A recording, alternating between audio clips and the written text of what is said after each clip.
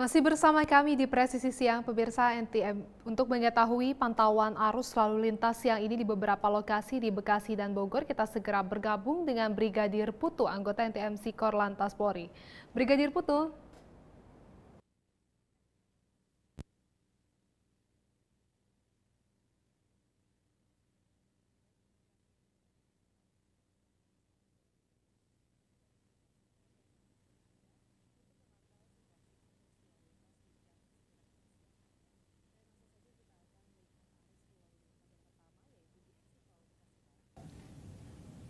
Ya pemirsa, dapat kita lihat bersama arus lalu lintas pada siang hari ini dari gerbang tol Bekasi Barat yang akan menuju ke Pekayon pada siang hari ini terlihat adanya antrian kendaraan menjelang traffic light sekitar 50 hingga 100 meter ke belakang dan selepasnya kendaraan kembali dapat mengalir dengan kecepatan kurang lebih 30 hingga 40 km per jam. Sedangkan arus lalu lintas dari gerbang tol Bekasi Barat yang akan menuju ke Kalimalang pada siang hari ini terpantau cukup lancar, namun harus diantisipasi akan adanya antrian kendaraan dari gerbang tol Bekasi Barat yang akan menuju ke Pekayon pada siang hari ini.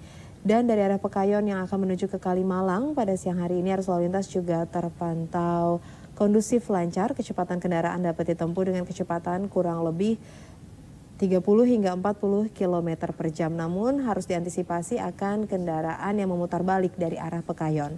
Kami himbau bagi Anda para pengendara untuk tetap waspada dan menggunakan jalur yang benar untuk keamanan dan keselamatan diri Anda pribadi dan juga pengendara lainnya. Selanjutnya kita beralih ke Pospol Pondok Gede Timur. Ya, di mana pada siang hari ini arus lalu lintas dari arah Cikampek yang akan menuju ke Jakarta terpantau lancar di kedua arahnya, di mana kecepatan dapat ditempuh dengan kecepatan kurang lebih 60 hingga 80 km per jam. Walaupun terlihat lancar, kami tetap menghimbau Anda selalu waspada, jaga jarak aman kendaraan Anda dan juga jaga batas kecepatan maksimal kendaraan Anda. Kita beralih ke Bogor, tepatnya di Tol Gate Bogor, Jawa Barat. Ya pemirsa, dari arah Bogor yang akan menuju ke Jakarta pada siang hari ini arus lalu lintas terpantau lancar.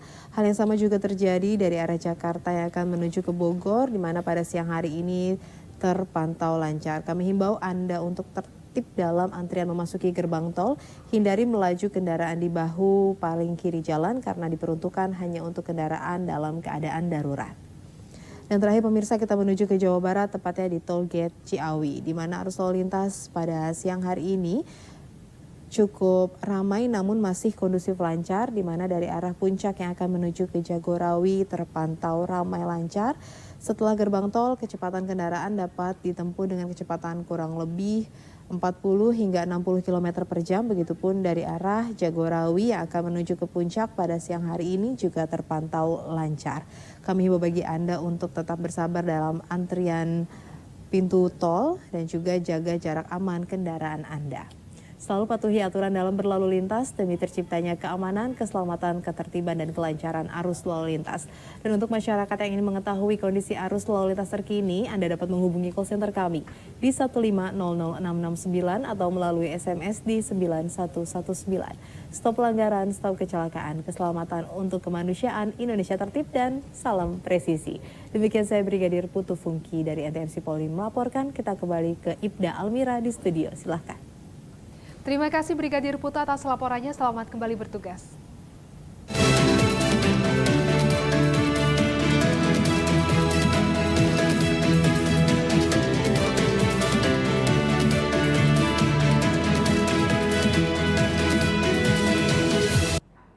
Terkait situasi konflik Palestina dan Israel yang kembali terjadi, Presiden Joko Widodo mendesak agar perang dan tindak kekerasan yang terjadi di daerah konflik segera dihentikan, karena eskalasi konflik dapat menimbulkan dampak kemanusiaan yang lebih besar.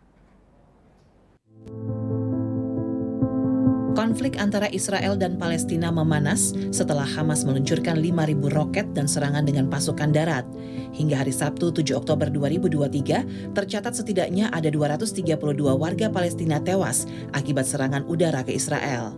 Akibat serangan tersebut, Israel menyatakan perang terbuka dengan melakukan serangan balik ke jalur Gaza. Atas situasi konflik Palestina dan Israel yang kembali terjadi, Presiden Joko Widodo menyampaikan sikap Indonesia melalui keterangan pers di Istana Merdeka Jakarta pada hari Selasa 10 Oktober 2023. Dalam keterangannya, Presiden Joko Widodo mendesak agar perang dan tindak kekerasan yang terjadi di daerah konflik segera dihentikan guna menghindari jatuhnya korban lebih banyak lagi.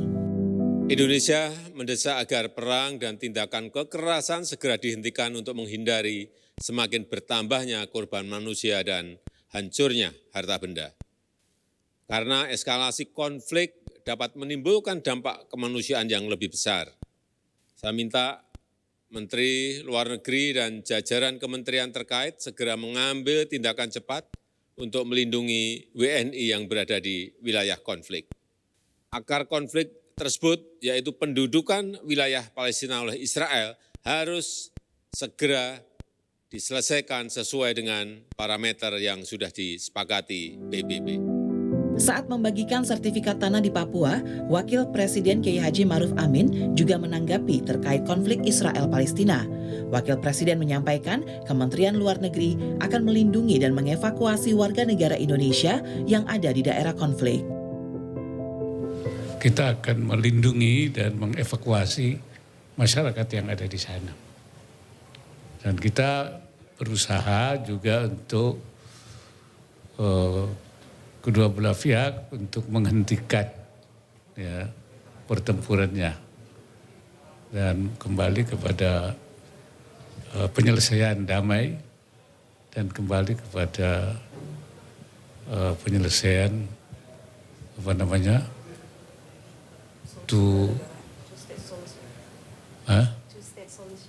two-state solution.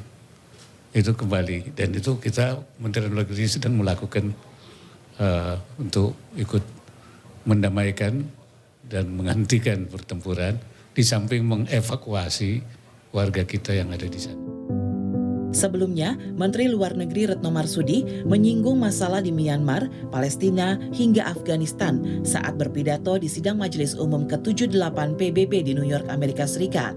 Dalam pidatonya terkait Palestina dan Afghanistan, Menteri Luar Negeri menyampaikan Indonesia tidak akan mundur memberikan dukungan kepada Palestina. Menteri Luar Negeri juga menekankan agar dunia tidak menutup mata terhadap penderitaan rakyat kedua negara, terutama perempuan. A collective responsibility is also needed to the people of Palestine and Afghanistan.